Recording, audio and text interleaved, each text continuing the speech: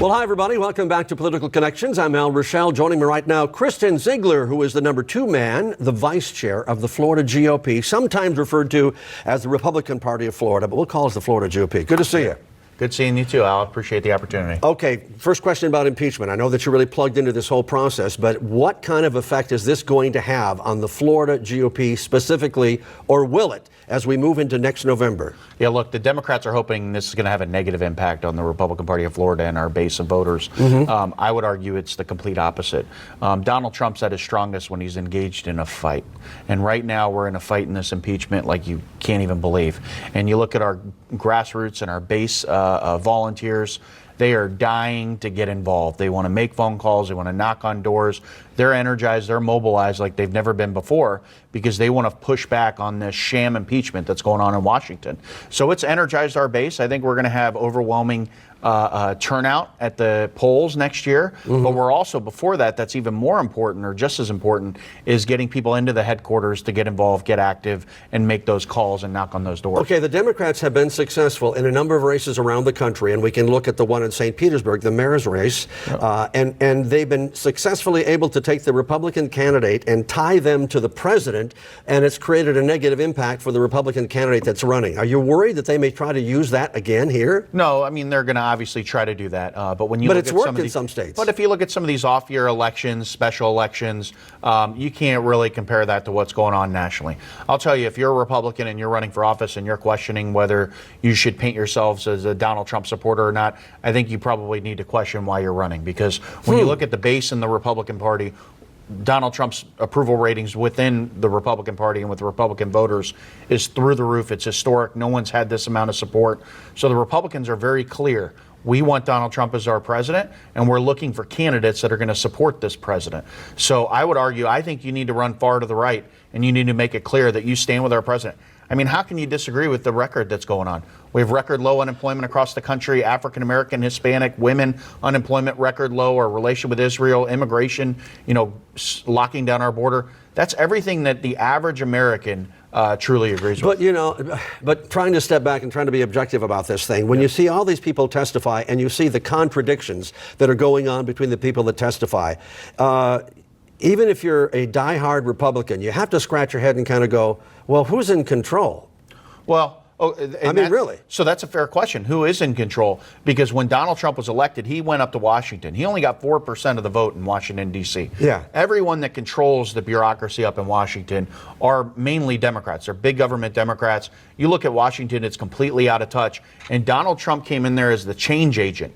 And he's instituting accountability. He's showcasing exactly what goes on in Washington. And it is frustrating. But that's why Donald Trump was elected, because the American people, if you look at the approval ratings for Congress, they are less than 10% normally. Right. And that's because we don't agree with what's going on in Washington. Donald Trump's holding them accountable. And unfortunately, you do have some of these staffers that are in there that I don't know why they're hired. I don't know why they're working there still. But this is their chance to push back on a president that's holding them accountable, and they're trying to do that. Well, obviously, we have a divided government, and this is not going to be settled, and the impeachment process will probably go on through February or March if it goes to the Senate, which most people think it will. Back to Florida now. Yep. Big budget, $91.4 million, $400 million more than the budget that was proposed last year. Some conservatives would scratch their head and say, I thought we were the party that didn't spend a lot of money. I think if you just look at numbers, maybe you could question that. But if you really take it in its full context, is look, the state of Florida, every day, I think there's an extra 1,000 people that are moving to this state. So we're getting an increase in citizens. So if you actually divide up the budget with the population, the per capita spending is down this year that the governor presented. But when you look at the budget, I think there's really two top themes on it that are important to Floridians: environment and education.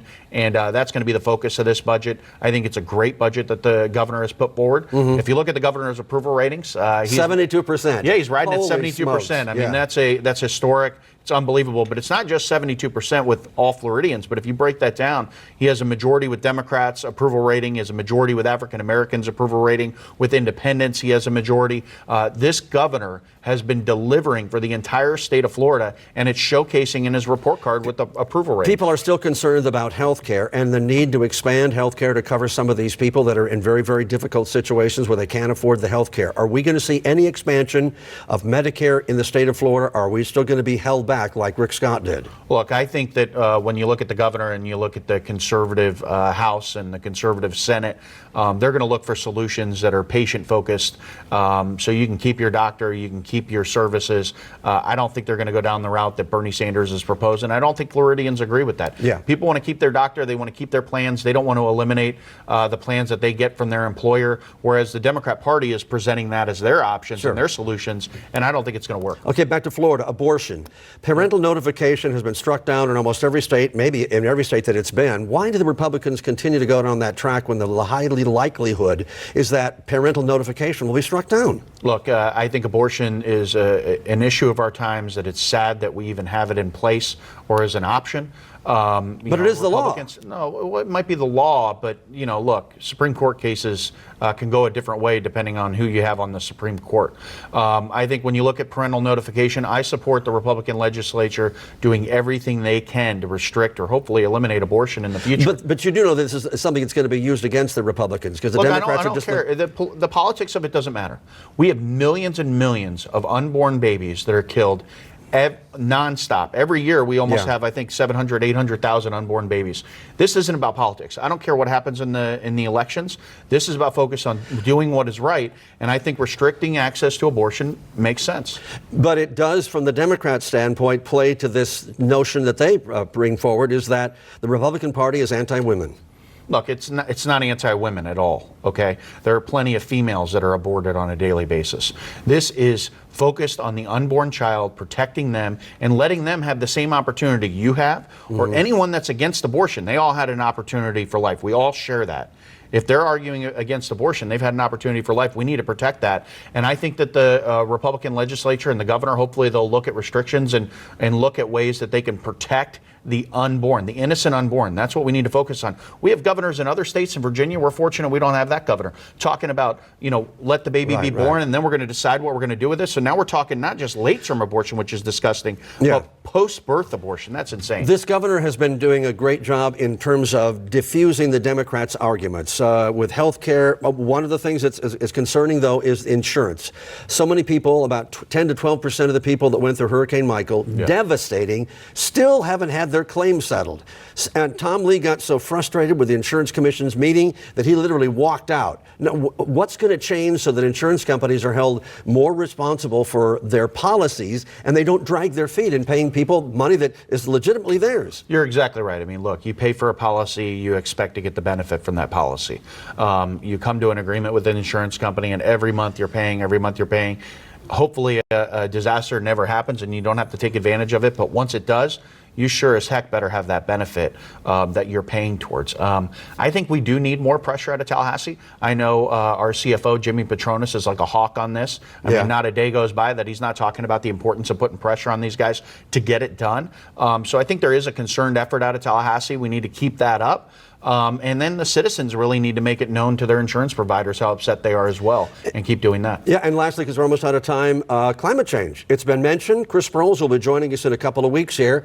It's something that we need to be concerned about. Are we doing enough about rising sea levels in particular? South Florida, again, just a couple of weeks ago, flooding on a beautiful sunny day. Well, look, you hear about all that, and we also hear about the environment, and these are all issues that Republicans are leading on.